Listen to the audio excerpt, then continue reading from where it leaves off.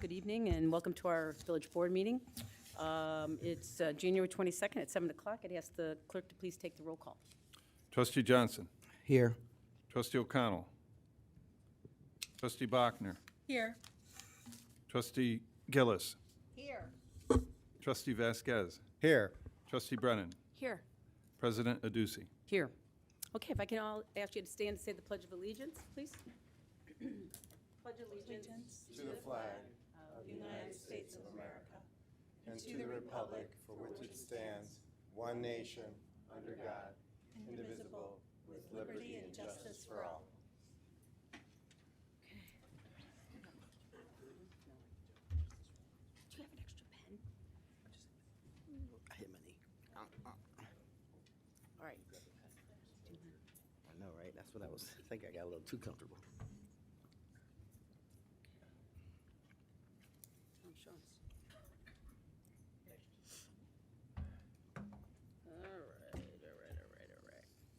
All right. So all the citizens' comments have to do with zoning, so if you don't mind, we'll wait for the comments until we get to the zoning portion, if that's okay. Just easier. All right, so we'll go on to the elected official comments and announcements. So if I maybe start with Trustee Bachner, if you don't mind? Yeah, thanks. I'd like to start with a land acknowledgement. So as we begin, we are mindful that we hold these meetings on lands that was once and still inhabited by Indigenous people, including the Ojibwa, the Chippewa, Menominee, Potawatomi nations, and more. We will remember our nation's history and honor the Native people as stewards of this land that was colonized, and that River Forest continues to be a place many people from diverse backgrounds live and gather. And I have nothing to report tonight. Oh, okay, thanks. Well, not thanks, but thanks for being short. Lisa, Trustee Gillis. Okay, I just have two things. One is I just want to let you know that I worked with the Lincoln School Echo Kids and their faculty advisor to understand our carbon footprint. So it was a very animated conversation, and I did that on Wednesday the 10th. And I also want to congratulate the River Forest Sustainability Commission for their partnership with the University of Illinois Chicago Department of Urban Planning and Policy to create a climate action plan for the village. I think that will be, it's one of the things we've been working towards. So to get that help from, a great program at a great college is always welcome. So congrats to the team. Thank you. Great, thanks. Trustee Vasquez. Just good evening, everyone, and I have no more comments. Okay. Clerk? Nothing to add, thanks. Okay. Katie? I just wanted to mention that I believe we've got 2 more holiday greens pickup days this month, tomorrow, and then the last Tuesday of the month, and that's it. So if anyone has stuff to put out, put them out and take off anything that's not, anything that's artificial before you put it out. Thanks. All right, thank you. Ken? I also don't have anything to say. However, I would say, I guess I had something to say, but not many comments. Important maybe? Right. It's kind of important. It's a little important. So I was just going to say that, as we take on more snow, please be cognizant of your sidewalks and your neighbors' dogs, so that, they do have the opportunity to pass through your yard. So that's it. Yep.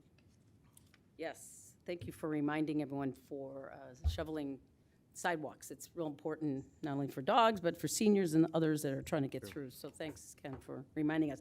I only have one other thing that I'd like to just add. Mayor Tamburino had all the western suburban mayors together on, I forget the day, it was January 10th. And it was about assessments in the village, from the Cook County assessor. And so that's a very interesting topic and almost impossible to solve. But the topic was really around what can the villages and the cities do to help both the assessor as well as the board of reviews understand market value. And Ken, I think you might understand this a little bit. I mean, what is a market value compared to what does that mean? And so we kind of hashed around some ideas, and we kind of landed on trying to maybe put together a bill that might represent us all in the area of if a market value is going to go up a certain percentage because of commercial, changes or housing changes, and that percentage has to be something reasonable, then we need to know, that we need to at least understand what the percentage is and why the percentage moved that high, because some of them moved up to 50% in some community. It might even been our community as well. So we're going to look at legislation that we could ask both the assessor and others to support, but that's just in the early stages. So I just wanted to share that with you all, that is in the works. See where that takes us in the next couple of months. Kathy, I'm sorry, is that in relation to, I don't know if I heard the first part, residential and commercial, or Yes. just, okay. Yeah, it's really the way the assessor and the Board of Reviews actually look at our property values. And based on, of course, the levy that we, the taxes that we levy. So, all of us know that, a dollar's a dollar. So if the commercial, real estate's going to ask for a reduction, the rest of us have to pick up the slack. Right. Right? Yeah. And so that's the issue. It's not just the market value of your home, but it's also where that tax dollar tends to shift. Yeah. And that's the piece that all the cities and the municipalities are dealing with. It's like, well, how do we, that's a big number for Yeah. residential to, because everyone sure. thinks, oh my God, you're taxing us to death. And in reality, It's all divided. it's by- all divided. And it's hard to understand. It's all divided, and sometimes it's the shift in who took a reduction in their taxes. Yeah. And I feel like I've heard the Cook County assessor say in the past that if you have a few different buildings that are have very low assessments, but maybe should have higher assessments, that letters from the village to them can be helpful. Exactly.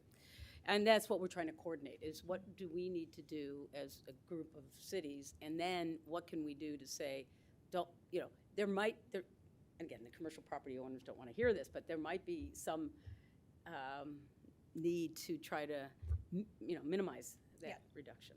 So, one of the things we did really well several years ago with the Sheridan, and again, this is public knowledge, is that we actually negotiated with the Sheridan that they could not reduce their property tax or property tax bill by any amount, which helps us, because if you take a big building like that and it reduces, it then comes with us.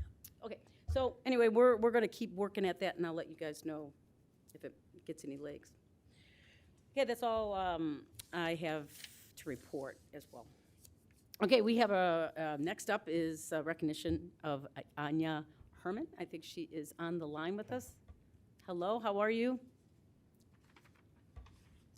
Hi, good. Thank you so much. Great. Well, Happy welcome being to here. our board meeting. We're very happy you can make it this evening. I know we've asked you in the past, and your schedule is really busy. You're, not only traveling, but you're a student and you're going to school. So there's a lot on your plate. So we're very, very thankful and grateful that you could make it tonight. But what we want to do is honor you and recognize you for all the work that you've done, not only within our community and on the DEI community, but what you've represented yourself to the world and to the United States with being honored at the White House.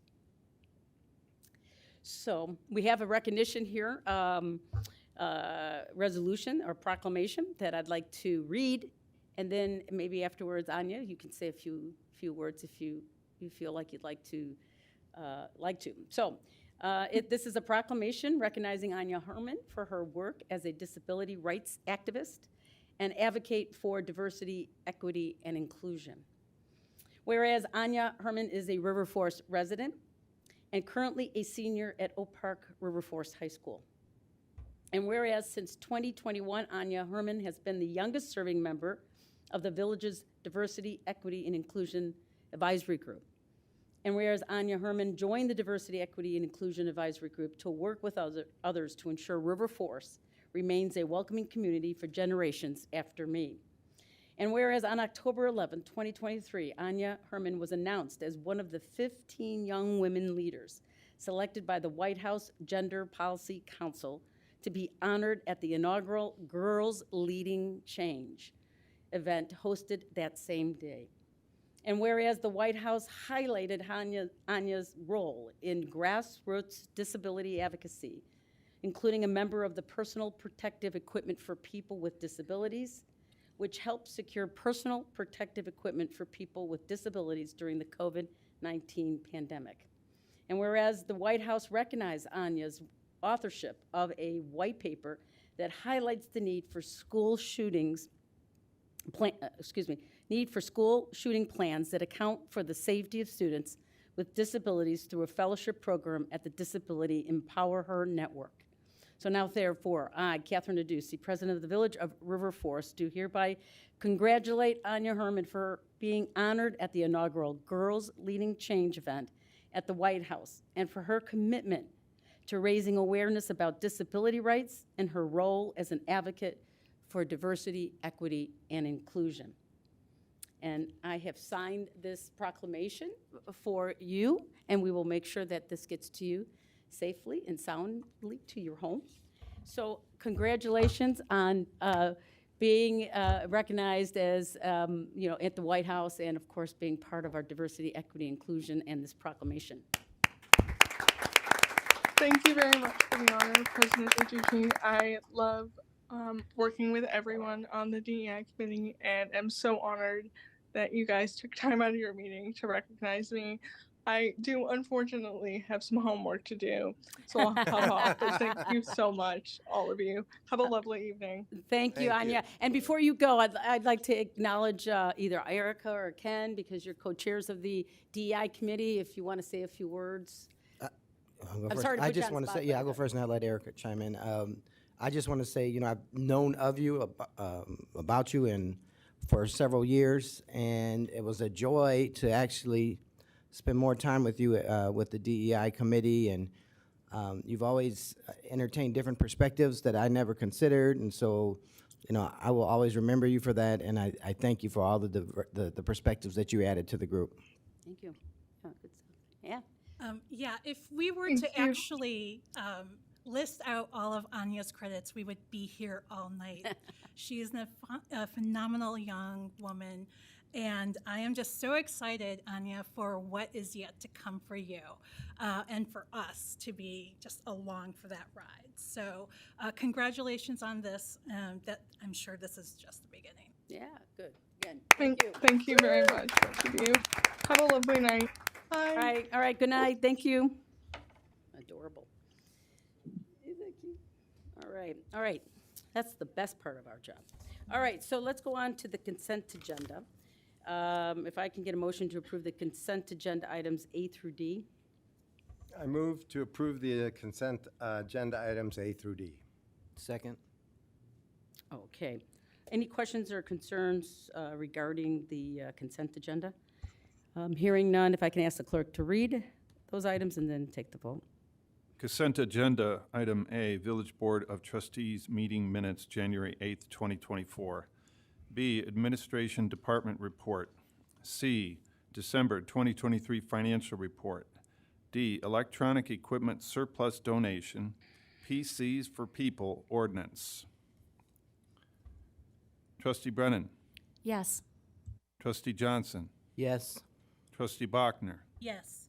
Trustee Gillis, Yes. Trustee Vasquez. Yes.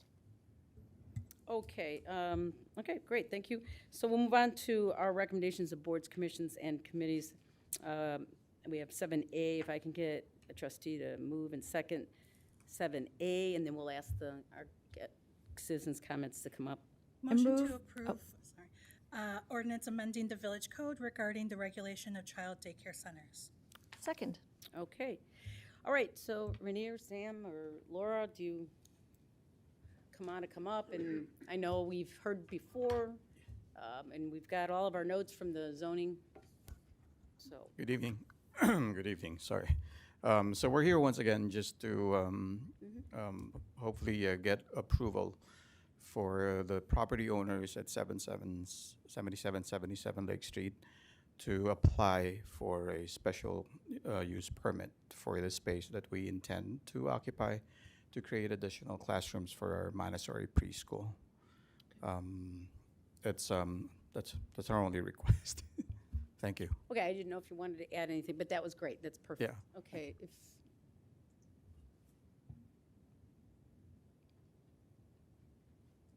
Good evening, everyone.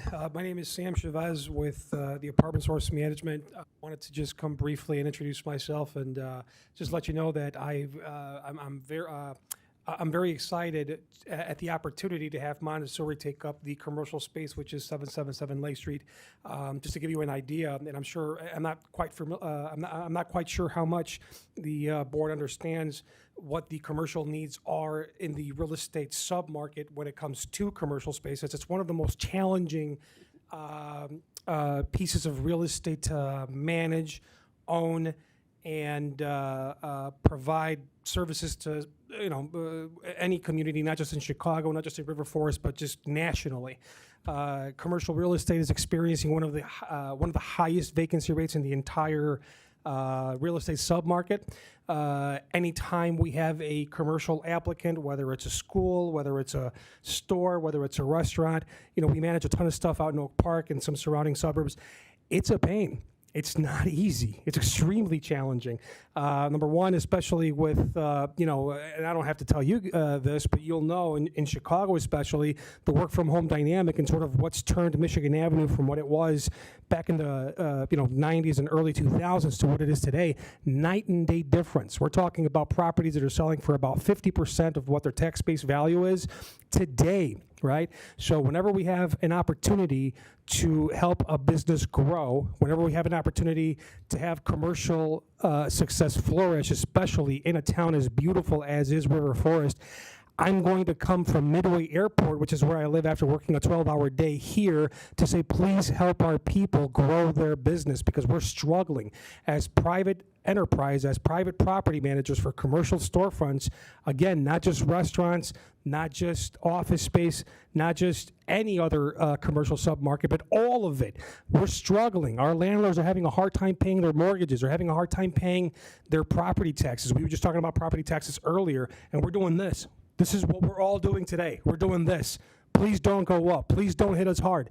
The one variable that we have control over is who our tenants are, who can help us pay those property taxes, that can help us fill economic vacancy and help the board and help the village more importantly. So my vote, again, not my vote, but my ask is, as a property management professional, consider those that are coming to knock at your door to say, I want to expand my business in your neighborhood. Because tomorrow you're not going to have anyone knocking on your door because it's going to be impossible. Thank you. So Sam, I got a quick question. I mean, Yeah. I'm all in favor of it, but I mean, my question is, and I agree with you, commercial real estate now is probably the worst it's ever been, and like you said, things are, closing at a rapid rate. But do you believe that that is cyclical in your mind in terms of, things are just shifting? Sure. From, you talked about Michigan Avenue. Now Yeah. we go to Fulton Market and you can't walk. There's so many people. Sure. So just curious that your professional opinion. I don't think it's so much cyclical. Oh, here, put it to you like this. Not since the Great Depression have you seen the vacancy that you have in commercial storefronts that you do today. I don't believe it's so much cyclical as it is lifestyle changes. For example, as private enterprise, private employers, you can have as many cycles as you want. If you have a potential employee who is able to be incentivized by the Googles of the world, by the Amazons of the world, and sort of these commercial conglomerates where, hey guys, stay at home. You want to stroll into a meeting at 8:30 in your pajamas? Go ahead and do it. Why? Because that type of business doesn't necessarily need to have an office presence, right? So is it cyclical? I'm going to say a part of it is, but I'm also going to say it's part of a lifestyle change. It's part of the generation that we're in. And if it was not 2024 first quarter compared to where we were at 5 years ago, 8 years ago, 10 years ago, we have not, since the Great Depression, seen the amount of commercial vacancy that we see today. In fact, it's worse. Is it cyclical? Maybe. But what can I do today to impact my property tax base? with my current applicants, with someone, for example, like Montessori. I just had a couple of other commercial businesses interested in renting some other properties in our portfolio. Again, and by the way, 89%, I'm not making these numbers up, 89% of every commercial, of every hire in the U.S. is hired by small business. 89%. And by the way, the other 9%, we're talking about the conglomerates, the Amazons of the world, the Walmarts of the world, so forth and so on. So again, when I have someone like Montessori knocking on our door to say, please give us a business license, we want to grow our business, we're looking to provide childcare for those employees that are working in the workforce, understand that the knocking that you're hearing at your door today is going to be gone very, very soon. Just keep that in mind. All right, thank you. Thank you. Thanks. Laura, did you want to speak? Yep. Okay. Why not? That's a tough act to follow. I'm Laura Maykrook. I'm representing the Montessori School as their real estate agent, but I'm also a resident of River Forest, so I guess I'll speak as kind of both hats. And I'm also a owner of a small business. The vacant space is not good for a town. Preschool is extremely needed in this town. It just makes all the sense in the world to allow this to happen, to fill a vacant space that's been vacant for many years, to having it become a vibrant part of our town that can serve the residents of town. I think that's the strongest argument here, and I hope that you guys decide that today. Thanks, Laura. Okay, that's all we have. Oh, I'm sorry. I'm here as a resident of River Forest. Can you say your name? Oh, sorry, I'm Joey Zinel. I live in River Forest. We actually send our son, our older son, to the Mosaic Montessori program, and it has been a really great program for our kid. And we have a 20-month-old who we're sending to a school about 20 minutes away. So this expansion for us, and I'm sure for other residents in the community, would be really beneficial. And as Lori mentioned, this is a need in the community. Mm-hmm. So I think it's a good win for everyone to have this so close to where we live. So I'm just here sort of supporting the program that we've sent our kid to for 2 years now, and have really been really great advocates of the school. Sure. Okay, great. Thank you. Thank you very much. Is there anybody else that want to speak on behalf of this zoning ordinance? Okay. I just want to say quickly Yeah. for it, I think to the gentleman's point, for who's the manager, what we're doing here tonight, and if we approve this, is the right kind of thing. We have to be creative with the commercial real estate, see where the market is at, and making these kinds of changes that make sense. It just helps what he was talking about as the problem. I'll also chime in. I think I remember when this first came to the board a little bit ago that we were told that there's a waiting list of students or kids who want to, who need space, and they just don't have space for them right now. So this is filling a need, and I think that it also helps attract more families and keep families in River Forest, which is what we want. Totally agree. Yeah, I think what you're referring to is when Dominican closed down got her center. Yeah. No, I think that they actually said their spot here on Lake Street that's over, they're right. oversubscribed. I was not talking about Dominican. I was talking But about that this. is, that's going out. So that's a second issue. Exactly. Okay. Yeah, no, agreed. Any further comments before we take the vote? Well, Sounds I like do. that. Well, I have a couple of questions, and then I have a number of comments. But for the questions I have is, and I know it came up in some of the commission meetings. And I think, Matt, you asked this question. Does this, or someone asked you this question? Does the special use follow the property or the applicant? You thought it was specific to the applicant, but you weren't sure. So what is that? So the answer is that a special use, if the ordinance approving the permit for the special use is not specific, the default is it will run with the land. It says nothing about that use. It's focused on the use at that location. Having said that, it is possible to draft a special use ordinance and limit it to the applicant. And that is of more or less strength depending on the use involved. I think with a daycare use, where the use involves the actual applicant and the competency of the applicant and so forth, there's a stronger argument to limit it to that particular applicant. So the follow-up being that if that applicant were to sell the business, the special use would have to be applied for and reapproved. Whereas Okay. if it was silent, it would run with the land because it's a zoning matter, and zoning typically focuses not on who the owner is or who the tenant is or the activity, but on the land and the activity at that location. Okay. So the answer to that is it depends. It is possible to limit this to the applicant if and when this special use would be approved. The application isn't before us, so Okay. that's not the issue Okay. tonight. It just makes it possible for the applicant to apply. Okay. So the zoning, if this text amendment is approved, then you have the second shot at the applicant when he applies. Correct. It still Okay. is not, it doesn't mean that the daycare can go there. Okay. It means that there is an ordinance, a legislative basis for For them a to ask request. for approval in this commercial district, which without that, this kind of use had an N in the table, which meant it can't go there, period. Okay, now I got Just to makes it possible. Now, even if the special use was granted in the zoning, could it be reversed in the future?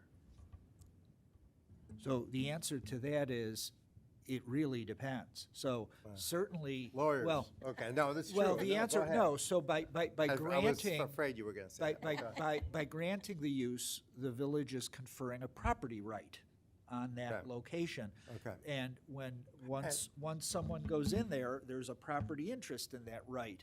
Now, special uses, when they're approved based on certain requirements and findings. And every special use ordinance, if those conditions are breached, the special use can be revoked with due process, but it can be revoked. Okay, and a couple of things with that. Let's assume this one is granted, and then, and I appreciate what you're saying. So if the board wants to reverse the zoning, it would just grandfather this one property? Can you do that, or you're saying we can never reverse it at all? Oh, well, one of the things that could be done is by limiting it to this particular applicant. When it came time to re-up, then the board wouldn't be bound to approve it again, subject to potential challenge, depending on the nature of the facts and so forth. I'll get to the challenge later, but what I'm saying, though, is if it's restricted to the one applicant right now, and I'm commenting or asking because you said it goes with the land. So you can deny the applicant on the renewal, but would it stay with the property owner? No, No. no, it No? applies to the property, and No, if the zoning you're saying. I'm saying the zoning itself, the special use. the ability to apply for a special use would Yes. remain, because that's now, you're making that part of the text of this Yes. district. So any future applicant could apply. Let's say you turned one down, an applicant, or the Right. business was going to be sold, and the board, for reasons that were brought out in the hearing, said, we're not going to approve it. It wouldn't stop a future applicant if the special use as a possibility remained in the C3 from coming forward for that property or anywhere else in the district. So then my question then is, if we grant this text amendment to the C3 district, it stays and we can never reverse it? Oh, no, I'm sorry. Yes, you absolutely can reverse it. Okay, now here's the depends then. And there's Okay. also no property right in that text amendment. You could reverse it at the next meeting. Okay. So really, the issue that you were talking about with the difficulty is if the applicant is approved and complies and continues to comply with that Correct. zoning. Okay. Correct, and now I understand your use Yeah. of the term grandfathering. Yeah, So, right, meaning. if the right. board were to grant this text amendment, and the board were to approve the special use to the applicant, Mhm. either limiting it to that applicant or not, they would have a property right in that special use. That wouldn't preclude the board from, if it decided, I think this is a bad idea, allowing this all in the C3, we're going to change that and we're going to turn that special use back into an N. It's not allowed. The board could do that, but that wouldn't revoke, the Montessori school that was approved there wouldn't have to shut its doors at the next meeting because they Right. would be grandfathered. So where I'm getting at eventually is, let's assume we agree, we pass, well, I guess that's still gonna be an issue, but let's assume we do grant this text amendment. The text amendment. Right, and then we give, which I'm gonna be in favor in the future, for a limited special application for this one individual to get the special use permit. Yes. Because then I want the ability, and I'll explain why I'm going in this route. I want the ability to say, no, I'm not gonna let anybody come in and just as long as they have a care day center, that they can operate it automatically by right. Correct. You wouldn't Right. have that. And as a matter of fact, you as an elected official, even if the special use possibility remained as a text amendment, you would legitimately be able to say, I voted for that one for reasons X, Y, and Z, or because I thought that one was really needed, but I'm not voting for any more of this kind of use in this district. Either because I think we've reached a saturation point, or I don't think it's been vacant long enough, or whatever it is. You're free to use your own judgment in any future applications. Okay. And then, and this property it's not on the border of the perimeters of the C3 district, correct? I wouldn't say the middle, but it's not on the border. No, right. Okay. Right, correct. So it's not like you can lob this little section off as part of a non-C3 district. The reason is it's in the middle. And here's where I'm going. And eventually in the future, we're trying to develop business in this village. And so whenever you break up a piece of property, and I'm not saying it's exactly in the middle, but it's going to make it less attractive to a developer to come in, the smaller you break up those pieces. So I'm concerned about doing that unless we have out clauses to be able to act in the future if we ever do get a developer in the future. The other thing too is this applicant is not, I heard the gentleman, Sam, it's not a business person coming in to use this property. It's a not-for-profit, correct? Okay. And that's okay. It's not, the reason why is that the owner, the landlord is a business, I guess, but the person who's coming in for using or getting the advantage of the special use is a not-for-profit. Right. The reason I'm raising that is we had an issue. It's not the exact same thing on North Avenue in Montessori when there was a deal that, and they didn't want to honor it, and I am not saying that you are anywhere close to that. But we got burned on that one, so well, at least I know this board has a fiduciary responsibility to everybody in this village. So when that entity decided not to honor that, came back and used its legal technicalities to get out of the deal, we have to acknowledge that is a possibility. And I understand right now the landlord is a tax-paying person paying the property taxes. But the question does come up, if that landlord was to sell, and I'm not saying Mosaic would buy it, but let's assume they would, then that property would no longer be collecting property taxes anymore, besides the sales tax. But I think that's a different No. vote and a different conversation I altogether. understand, Okay. but because this may go there, I don't want anybody on this board to, well, Kathy, I know you and I know about this, but Right. everybody else, I don't know if you're familiar with that issue, and you probably are, but if not, for the record, everybody in the room and whoever's listening to this audio is, the reason why I'm raising this concern is, it is a valid concern. And so that's why I really want to make sure that if we're doing it, and I understand Sam's point, it's vacant, and Laura's point too, it's vacant right now, let's find a use for it, and if some people can benefit, including the village residents can benefit from it, I appreciate that. believe you me, I'm in favor of kids. I'm in favor of education. I've been in favor of that in the past. My whole history is working for education. So I'm in favor of that. But right now, I'm sitting at this board table trying to, one of our missions or core values was to stabilize property taxes, and that's what we have to try to also do while we're balancing all of this. So I'm happy to hear what you just said, Lance, but I got to make sure that's really what's going to ultimately make it happen. You see what I'm saying, Matt? I'm looking at you too. I do. I got it. All right? Well, also, Okay, and if any so- developer was Yes. to come in, they would do what they normally do with, if people are there and try to buy them out, so we would maybe try to place them somewhere else. So I think there's a lot of other steps that go There along is. to it before we get to what you're talking about. I understand that, but right now, we have the leverage to say what we're going to do versus going through litigation. And I don't really want to go there. The last time we paid litigation, it was money coming out of the village, and we ultimately lost. So I don't want to, I love lawyers, don't get me, I'm one. But I don't want to use our funds for legal fees and. No, I think, Rez, So, you bring up a yeah. good point, but I think Eric has said it right. I mean, right now, I think it's very specific to this, a use in that building, but you raising. With that organization. Well, they have to The apply. organization, right. This text amendment is not specific to that No, building. it is Correct. not. No, absolutely No, not.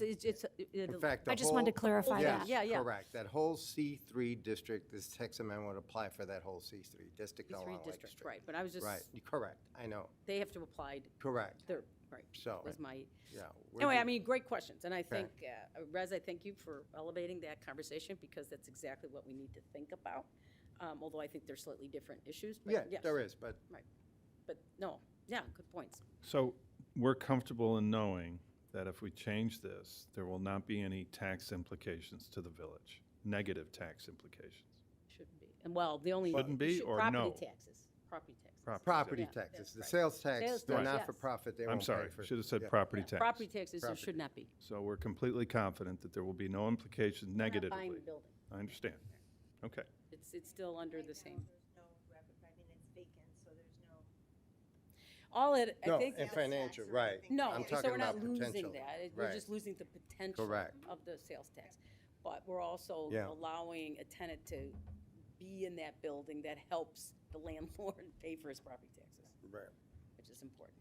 But I think what you bring up, actually, the focus on economic development is why the Economic Development Committee voted the way that it did. They did. It's their job Yeah, is economic development. Correct. yeah, I don't Correct. blame them. Yeah, we talked about it. I mean, and I don't think their intent was in a bad way, I think. No. They were focused on, I understand what they were doing. All right, yeah, great comments, great Okay. points. Thank you for raising it. Any other further comments on this particular motion? Hearing none, we'll go ahead and take the vote. Trustee Bachner, Yes. Trustee Gillis, Yes. Trustee Vasquez, Yes, based on my comments and questions and discussion with the village attorney, yes. qualified, yes. Trustee Brennan, Yes. Trustee Johnson. Yes. Okay, the motion approved. So that's good, that's good direction. All right, so now we got our next zoning Board of Appeals. This is for, if I can get a motion in a second, and then we can discuss it. No. Well, what if we want to deny it? There are two motions. No, that would be up to the village board member making a motion. The move-in has to pick one. So you can jump in first, would you? Oh. Okay. Then you read the top one. Yeah, go ahead. I motion to approve an ordinance granting the requested variations to section 1096 of the zoning code at 214 Gale Avenue. Do you hear a second? Second. Okay. All right, so we're going to have, we've got, I don't know if Tom Shaughnessy, Tom and Linda is Is on. that Tom? Tom, Linda, are you on? If you like, this is the Yeah, point we're- in our we're here, agenda. Kathy. Okay, We're here, Kathy. Yes, right. thanks. okay. This is a point in our agenda that you can speak if you want on 214. Gail. Okay. Okay. I mean, basically, you know, the issue that we're seeing is that village codes were created for good reason, and they've been developed and changed over, you know, over time, over years, right? We enjoy the community River Forest. We love the tree, you know, the fact that it's a beautifully, you know, treed lots and so forth here. All right. And really feel that that is a unique situation and this close to Chicago. Okay. Um, and we just feel in general that, you know, that this structure does not adhere to, you know, to zoning requirements. And the other thing I'd like to bring up as well is I feel that there's a lot more concrete involved. I mean, less green space and, you know, in the lot with this change in the plan and moving it to a different part of the yard. So, All right. All right, thank you, Tom. you know, it does Okay. bring some concerns about, you know, possible water drainage issues Right. and so forth with the increased concrete. So, yeah. Okay. Yep, okay. Any, okay, thank you. Yep. Laura, you're up on 214, or you want Kristen and Sean to go first? Okay. Kristen, Sean? So, Yeah, go come on in, come on up. Okay, well, we are applying for the, for the zoning variation to be able to have a height taller than what is currently being pursued. The plan that we have actually has a smaller footprint from what was just shared by Tom. The footprint itself of the garage will be a little bit smaller than the current footprint, and we're planning on ripping out a lot of concrete and using a ribbon driveway, so it actually will be more green. Yeah, okay. I don't know if there's anything else that you, So, you want to hear from me. Yeah, we'll ask, I just want, Okay. yeah, please. go ahead, Katie. Can I go ahead and ask you? Yeah, go ahead. Somewhere in the packet, I feel like I read that between the time that this was presented to the ZBA and tonight, there's been a revision to the project. But I don't think I understand what that revision is. Can you explain that? Sure. When we first approached the village about this project, we were simply coming to say, can we have a taller structure?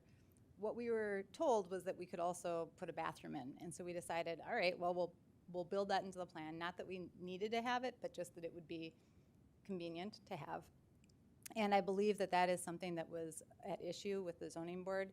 They asked a lot of questions of it. I don't know if that's why there were some declines or not. It isn't something that we need to have. That is certainly something that we probably won't build it at this point. Having it in the plan wouldn't be a bad thing just for future if anybody wanted to. But we were under the impression that it was permitted, that there wouldn't be any question to that. That's So really the biggest plan. Is the request before us tonight with bathroom or without? Without. Without. Yeah.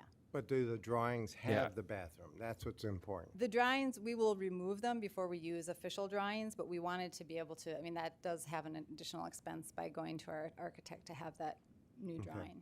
But the only reason why is, as Trustee Brennan, I was about to raise the same question, is it appears to be an apartment, is what it's looking like. Yeah. And so, and I don't know if the other residents that are against it, and I was going to ask you why would, but that's my second question. But was that one of the reasons why? Meaning, did they think it was going to be an apartment? Because it does look with the bathroom and Yeah. extra storage.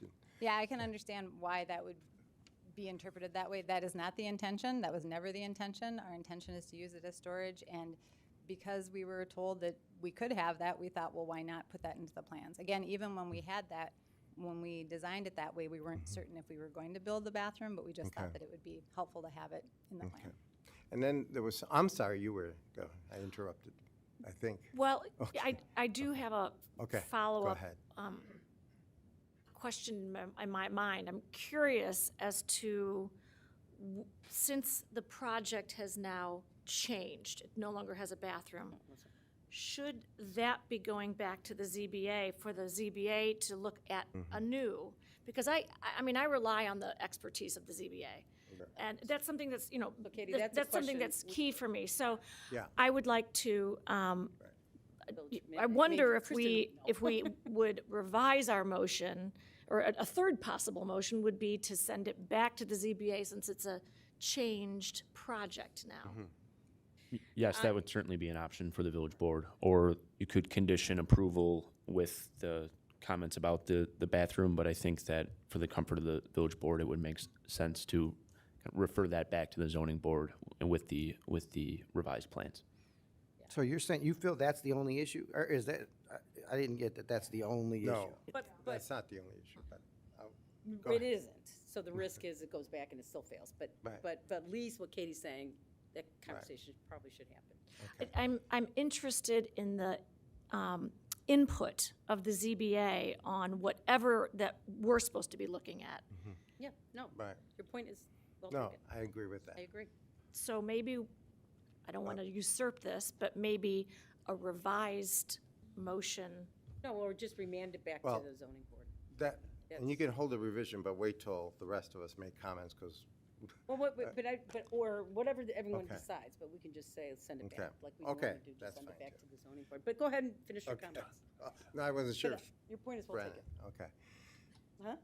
Were you, I have a question. Trustee Brennan, were you, Oh, no, yeah, Katie, are you done? Go ahead. No. I'm done for now. Okay, okay. All right. Go ahead. John's got something go to say. ahead. Wow. And then So I, in regards to the height, because that seems Right. to be an issue, what is the hardship that you're enduring by building this garage at 18 feet in height versus almost 25, right. 26? Right. And that is the only thing that we were asking for. In order to keep architecturally consistent with the house, with our house, that's the pitch that's required. We have the smallest possible floor plan as far as being able to have a little bit of storage and 2 cars. And it still is as tall as what we were requesting in order to be consistent. And I think that that's what we want as a village. We want consistency in the way that we have architectural buildings, and that's why we're requesting the variant. Have you gone through other possible options? And what were those? I mean, we've made a lot of possible, there's a lot of things that we looked at. And specifically for the height, Just for the height, is that what you're saying? Well, we started out, what was originally designed for us by our architect was a much actually bigger footprint that would have been even taller. And at that time, I mean, that just seemed out of character for what we needed. And so that's why we asked him, can you make it as small as possible to therefore make the height as low as possible and still be consistent with the way that the garage would mirror the house. And this is my husband, Sean. I'll step in. I'm Sean Vogan. To your point, we actually initially started with the garage the same size, same footprint of the current garage, and moved it and built it around that. And that's when the height was even higher. And when we realized how much higher it was going to be, we shrunk the depth of the garage so that by doing that, the architect then was able to lower the height by a couple of feet, frankly. And so we went to try to mirror the same architectural elements of the house from 1895, but we just are stuck with that kind of thing. So to the point about a hardship, it's not really a hardship. It's more of, for us, it's more of just trying to mimic the history of the community and making sure that we're, as Chris said, mirroring that for the future. So it's storage and wanting to have that space above the garage, but it's a smaller footprint, more green space, and it's the height variance that we're really concerned about, like Chris talked about. Okay. And I guess my question, don't move, you can stay. My question is this. I'm going back to the architectural consistency language. Is it the shape of the roof that you're trying to be consistent with?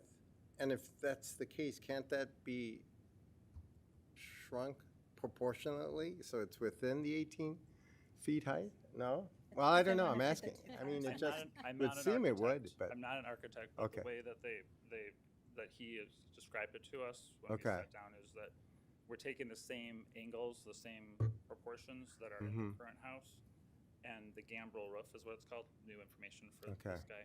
And the shape of the roof is such that it's like this, and then it kind of goes, that's why it's, I don't know how to just describe Okay. it, but he tried to work it as much as possible to get it as small as possible. Okay. So Yeah. I guess for me, Yeah.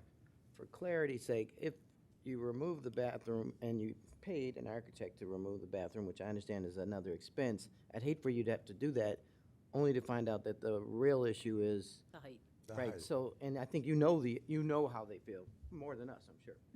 So, do you have, besides the bathroom, do you have any idea, do you feel that they would, if you did do that, we'd be still here with like a yes vote, or what do you think? I don't know. I know that there were 3 votes in favor and 4 against. So I don't know what was the factor that had that vote split that way. I don't know if it was the bathroom. I don't know if it was the height. I don't know if it was the neighbors who made comments. I don't know. There's 8 standards. There's what? How many standards? 8? Yeah, I mean, zoning, Right. yeah, Well, the zoning notes are pretty, I mean, I think it's just not the bathroom, it's the height. Well, I think that's key, and they upheld 2 of the 8 standards Right. that they met. The rest they didn't meet. So, That's why I was wondering about alternatives and just, Yeah.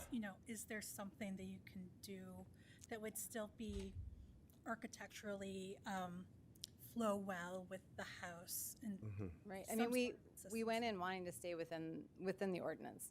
We didn't go in saying, we want to change this.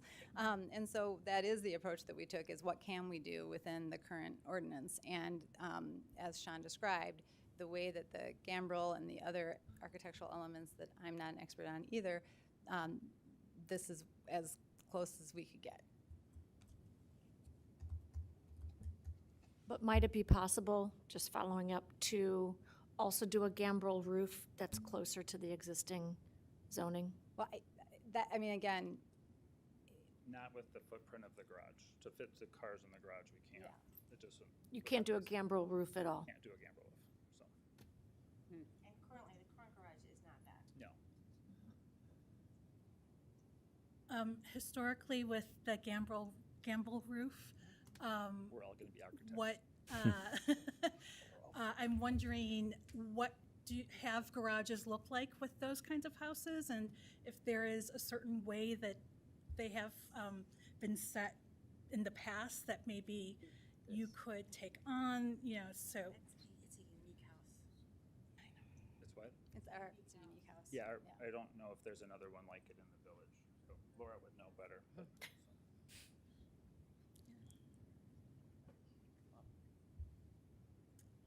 so.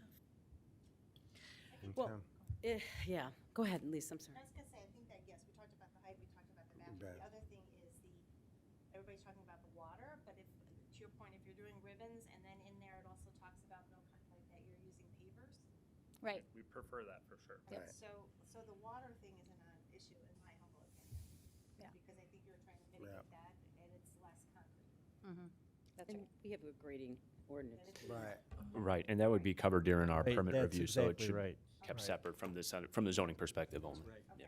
And can I ask this on the pavers? Is that the whole driveway pavers or just around the garage? It would be We- approximately approximately from where the house ends until until the whole thing. So it wouldn't be the entire, it more than likely wouldn't be the entirety of the driveway, but it would be the majority portion. Okay, I got it, okay. So, I mean, if we bring it back to the zoning, chances are it could still fail, and you spend money with an architect. So the question becomes at the board here, I mean, are you willing to go against the zoning only based on the height of, which is the issue? The other issue.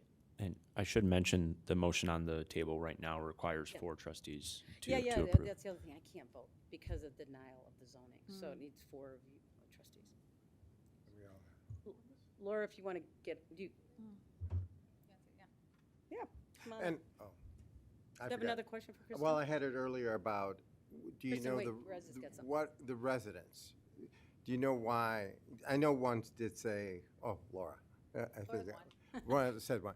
Why were at least the ones I've seen, it looks like there were more saying don't, like they weren't happy about it. Why?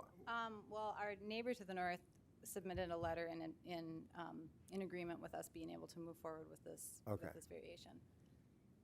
And then there were 3 emails, but one is not adjacent to the property, and the other 2 are behind the property. Okay. Okay. All right, thank you. That's it. Just for clarification, there's no alley at this part of River Forest, so the garage sits at the back of the property, and it butts up to the east side of the street on Thatcher. And it's closer, I think, so there were maybe some privacy questions with the second floor, if I remember correctly. Well, yes, and the way that we intentionally had the architect design the windows on that side, it really is, again, I think it would be more attractive personally, but they're taller, so nobody would be able to, even if someone is standing in that storage space, they wouldn't be able to see out the window. So that concern just doesn't exist. We don't need to have those windows either, but it's more of a how to the point of neighbors being able to see something, being able to have something that is a little bit more attractive than just a plain wall. Do you think that would quell the neighbors if there weren't windows on that side? Having spoken to one of them, I don't think that it will. The other one, I'm not sure about.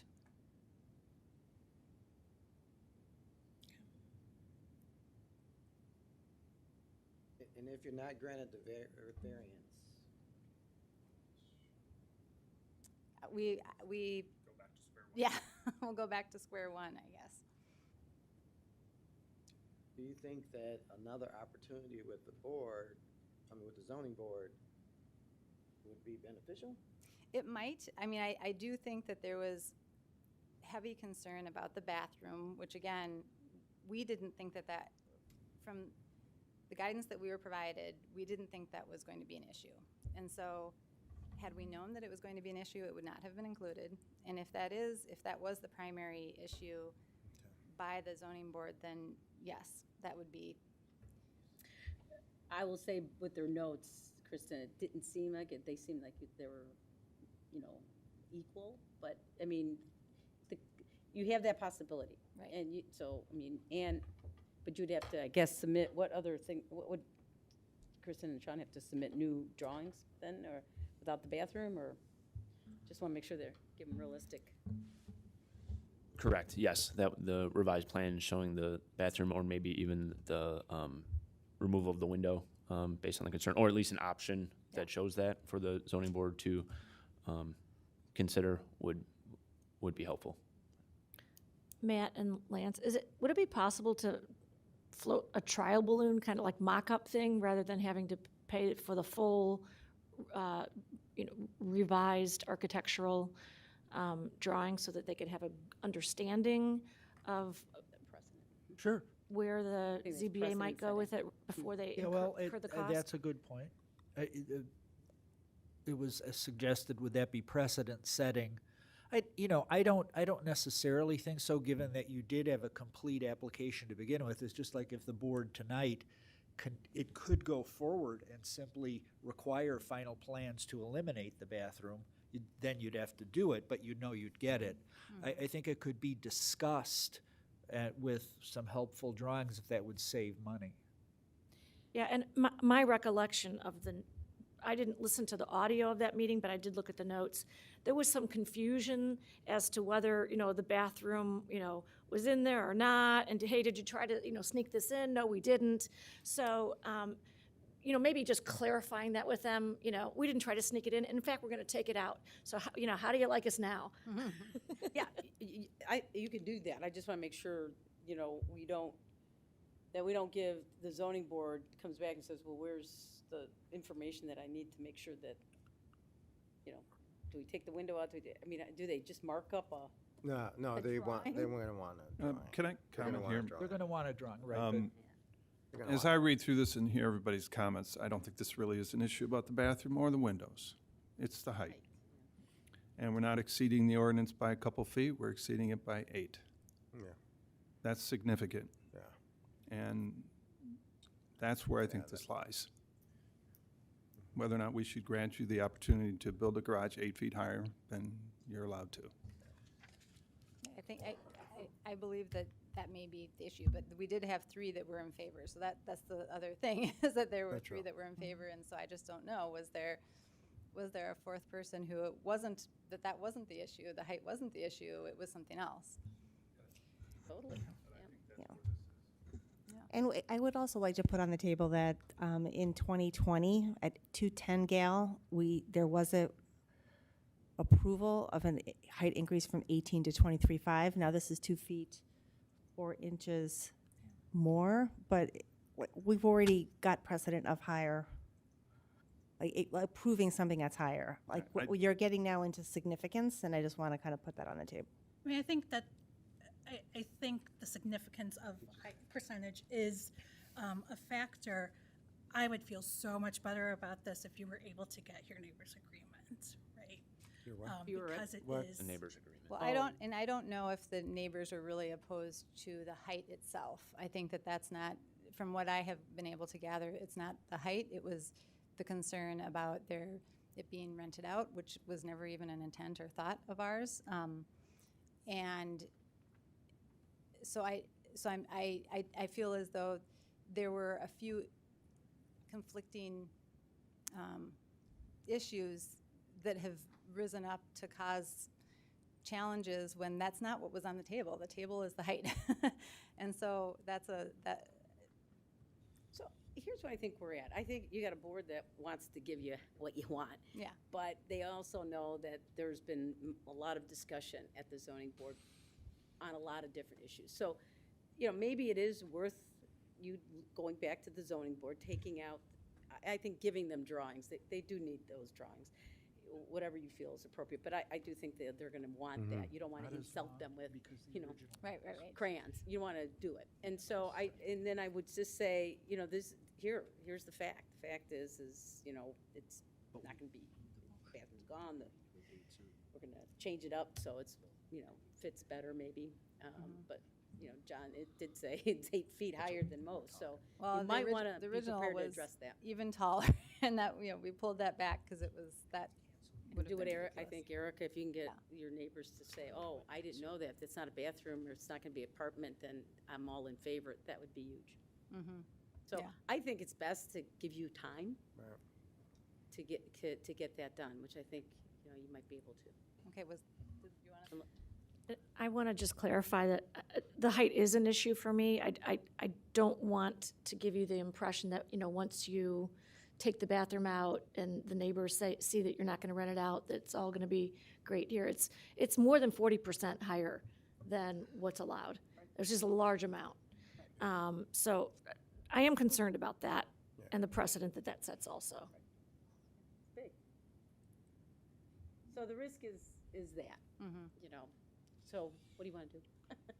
Because Well, I just don't want to take a vote and then, right. Well, I think Laura wanted. Okay, Laura. Hi, guys. I own 210 Gale, so I'm the precedent setter, sorta. Here's what I think. Remember This pocket of houses there is some of the oldest houses in River Forest. They're extremely unique. The uniqueness of these houses is dictating the uniqueness of the garages. So it's not like everyone's going to come to you and say, this garage that a future person is going to come to you and say, I now want to build a garage that's at the same height as this garage just because there's a precedent. No. You would have to, as a board, say, the only reason we allowed that is because it was historically appropriate for that house. So it's extremely. Unfortunately, that's not how, here, I Lisa mean- just pulled something up and says, see, we did two and a But half. if you say if you say here that you're doing it because the only reason you're allowing it is because of a historic preservation of this design of this house. Their house is a one of a kind. Listen, I'm not trying to talk Abba, but we have nearly 300 homes that would fit that category. This one, Under our preservation. No, not in the historic district, but the specific roof structure of that house. If you're, because they're tying the garage, just like we did, to the roof of this house, so that it was the same pitch. And that's the only thing that dictated the height, was that you wanted to mimic the house. So if you're trying to mimic another house in River Forest, you wouldn't come up with the same. This was also done on way North Keystone with another historic, beautiful, beautiful house, and it ended up to be a stunningly beautiful garage matching the house. If you come by my house, I think you would think the same thing. I just don't want you to get kind of caught up in these little details when really we're trying to make beautiful houses more beautiful instead of building a box, because that's what they have to end up with next to their really beautiful historic house. I don't think, if you look at 146 Keystone, 210, there's a couple of garages around that have been approved for this, and they are stunning. And I'm very serious, and I just think it's a missed opportunity if you guys don't see that people are just trying to make things beautiful and improve property values and I think a lot of us do, and Yeah. we recognize. well, maybe just narrow. Maybe there's a way that you can make this decision by narrowing the rule about how, if you're going to do this pitch, then your house has to mimic it, or you have to have an argument that makes sense. You can't just do it just because it's precedent, but because it's the same as your house. Just throwing that. It's been a frustrating process. I was at the zoning board meeting with them. It was extremely confusing. They didn't feel like they had an opportunity to speak. The board was confusing. The comments that came from neighbors that they didn't know about, they were blindsided by. So the whole process just felt really, really not so great. And so I really hope that we can rectify this and make this right somehow. It sounds like we're bringing clarity to them a little bit more at this table. Yes. It's unfortunate that it didn't happen at the zoning board meeting, actually, because it really was chaos, I thought. And I do want to echo the fact that we should be encouraging homeowners who buy these homes to invest in them to make them as beautiful as they can be, because quite frankly, I would rather not have a box. So I'm just putting that on the table. That's something we have to consider, because historic preservation is also something that's makes us unique and different. It's true. Better but- about it. Yeah. But Going to and coming out of an incoherent meeting versus you know what the problems are, you know that there's 3 to 4 or 4 to 3. Give it a shot. That would make me think about it. But right now, it sounds like everybody had, we've had these issues before where, input didn't get heard and this, that, and the other, and we're voting only to find out there's a whole other side of people that had something to say. So, I would say, you know what the hurdles are. Give it a shot, and then we take it from there. But, like you said, you still got the bathroom issue that could be removed, and you still. So, find out what the issues are, even with your residents or your neighbors. And then it's a clear discussion versus, I don't know why they came up. I don't know why they're all of a sudden mad at me or whatever, I mean, I don't know if the height was as much of a concern as some of the other things. Okay. So, Well, talk to the residents and say, would you agree to say that? Right. You know what I mean? Come through with the stronger evidence that helps your case with the zoning board. And especially if you're close. Like, if this was a landslide, I'd say, well, it's not a good shot, but it sounds like you're close, right? Yeah, that's true. All right, so I think, it sounds, what I'm hearing from the board is, gets maybe some better clarity from the zoning board based on some of the changes you want to make. If you can get more support from your neighbors, that's huge. And if you can flip a zoning member, that's even better. But, I mean, I think, because, we take their concerns, serious. We take their discussion serious. I mean, they're good people, smart people, so. I think we should clarify Right. what you mean by what we're doing right here. Well, I think Right, it so- means that we're not going to vote. I think you guys Well, going to well, vote. that's what I So was here, just asking. yeah, so here's where we are. We have a motion and a second. which would call for a vote. However, the movement is free to withdraw that motion. Otherwise, you would take the vote, and if it failed, there could be, or someone could make a motion to continue the matter to a date certain. That would take precedence. We probably don't want to take a motion No. on the, I on would the say approval because on your Just motion. withdraw. Just withdraw the motion. I withdraw the motion. Who seconded? Who Would you seconded? do- Ken You seconded. second it, Ken. Yes, you Yes. second it. I agree with that withdrawal. Okay. All right. So now it's So withdrawn. now so the we're motion, voting. so Okay. now the motion would be to remand this matter to the ZBA, Right. Motion sure. to remand That the was to, to remand to a ZBA. date certain. Matt? what's our February date? 8th is the next. To February 8th, 2024. That's important so that republication isn't necessary. So that, I'm sorry, say Yes. it again, that last part? Oh, go ahead. Yeah, I one didn't- person, guys. It was I didn't hear the February, last. February 8th, so that a public notice wouldn't need to be redone. We could Okay. just, since it's going to that date specific, we'll just have it on the agenda for that night, and we can be in communication about the submittal of the documents and go from there. Perfect. Thank you very much for that And clarification. second, I'll second it. So Erica and Rez. Right. All right. So that's the vote we're going to take, right? We need a vote on that, and then. Right. Come back. Thank you. Okay, so go ahead, John. Trustee Brennan. Yes. Trustee Johnson. Yes. Trustee Bachner. Yes. Trustee Gillis. Yes. Trustee Vasquez. Yes. Motion remanded. Okay, thank you. All right, so let's go, move on to 9A, which is the award of the bond issuance that we talked about last board meeting. So if I can Okay. get a motion in a second. I move to approve an ordinance providing for the issue of not to exceed 600,000 general obligation limited tax bonds, Series 2024 of the Village of River Forest, Cook County, Illinois, for the purpose of paying for public infrastructure projects within the village, providing for the levy of a direct annual tax to pay the principal of and interest on said bonds. Second.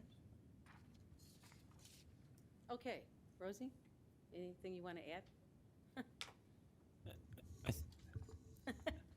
I think the main point is Forest Park National Bank was the loan response to our call for bids. We sent it out to 6 or 7 local banks. Rosie had talked to our bond counsel that said that was a competitive rate that we received, the 3.55 and 3.45. That's kind of the high points of it. Yeah, don't know I mean, if there's anything to add. we do it every 2 years. This is the fourth, I think, since DSEB kind of came into play. And the amount we can levy is based on the increase over the CPI every 2 years. Okay. Just one quick question. You mentioned, and it was in our packet, that it went to about 5 or 6 different banks and we got one response. Is there any particular reason why? Can't say for certain. I know one of the ones that we sent it to said they aren't doing municipal bonds at this time. One, I think, just ran out of time to submit and let us know towards the end of the process.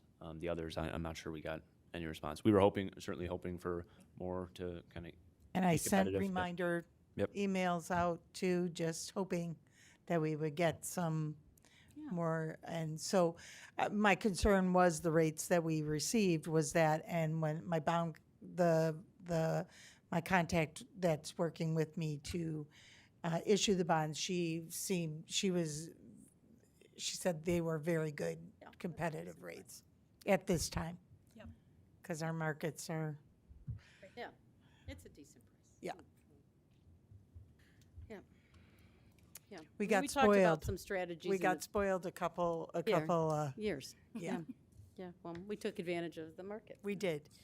And that was a good thing. And we talked about a few strategies, Erica, what we could do to maybe help move that toward, more people being interested in it,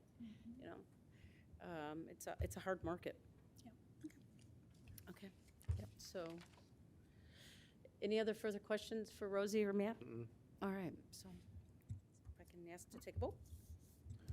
Trustee Gillis. Yes. Trustee Vasquez. Yes. Trustee Brennan. Yes. Trustee Johnson. Yes.